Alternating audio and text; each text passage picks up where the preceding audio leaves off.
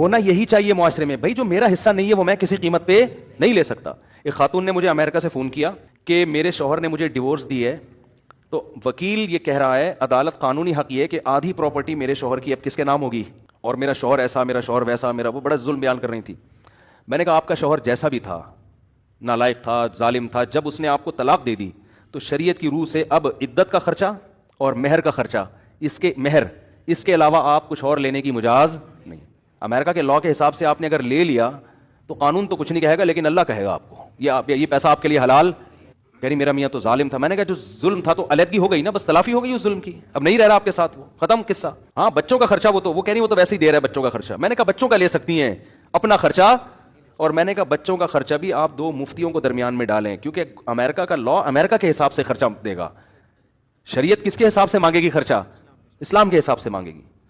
تو اتنا خرچہ لینا جائز ہے جو شریعت کی روح سے صحیح بنتا ہو، اس سے زیادہ بچوں کا بھی نہیں لے سکتی، اپنا تو لے ہی نہیں سکتی. وہ خاتون میں اللہ کا خوف تھا، انہوں نے کہا میں اپنی پورا کیس ختم کرتی ہوں، مجھے نہیں چاہیے حرام پیسہ.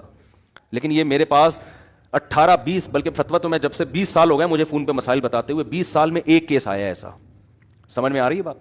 لیکن جہاں مرد کو موقع ملتا ہے پیسہ ہتھیانے کا، مرد نہیں چھوڑتا. جہاں عورت کو موقع ملتا ہے عورت، اور وہ تو کہتے ہیں اب تو قانون ہے. بھائی یہ قانون پہلے خدا کا قانون ہے، اللہ نے قرآن میں بیان کیا ہے عورت کتنا پیسہ لے سکتی ہے، کتنا نہیں لے سکتی.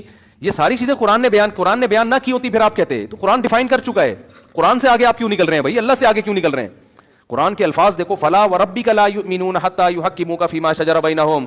اے نبی تیرے رب کی قسم یہ اس وقت تک مومن نہیں ہو سکتے جب تک شریعت سے فیصلہ نہ کروائیں.